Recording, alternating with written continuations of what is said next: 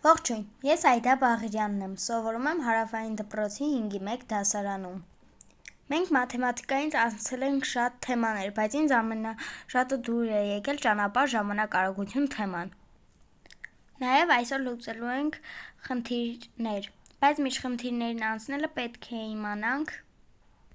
և ծանոթանանք թեմային։ Ճանապարհը անվանում են S տառով, արագությունը անվանում են V տառով, իսկ ժամանակը անվանում են T տառով։ V արագությունն է, օրինակ կիլոմետր/ժ կամ մետր/վայրկյան։ S անցած ճանապարհն է, օրինակ կիլոմետր կամ մետր։ T-ն ծախսած ժամանակն է, օրինակ ժամ կամ վայրկյան։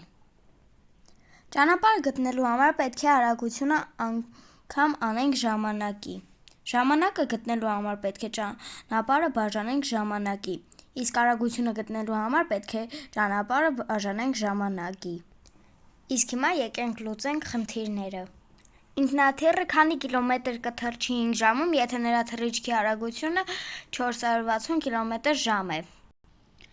Ահա, այս դեպքում պետք է գտնենք քանի կիլոմետր է թռելու։ Դրա համար պետք է 460-ը անգամ անենք 5-ի, որն էլ հավասար է 2300-ի։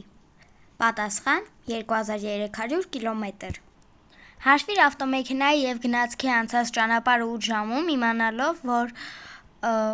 ավտոմեքենան ընթացել է 30 կմ/ժ արագությամբ, իսկ գնացքը 15 կմ/ժ-ով ավելի արագ։ Սկզբում պետք է 30-ին գումարենք 15, որպեսզի տեսնենք, թե 1 ժամում քանի կիլոմետր է ընթացել գնացքը։ 30-ին գումարած 15 հավասար է 45։ Այստեղ պետք է գտնենք 8 ժամում և ավտոմեքենայինը և գնացքինը։ Այստեղ ավտոմեքենան ընթացել է 30 կմ/ժ, դա նշանակում է, որ պետք է 30-ը բազմապատկենք 8-ով, որն էլ հավասար է 240։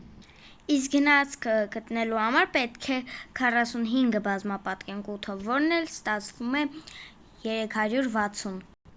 Պատասխան՝ 306 և 240։ Դե ինչ, կհանդիպենք շուտով, ցտեսություն։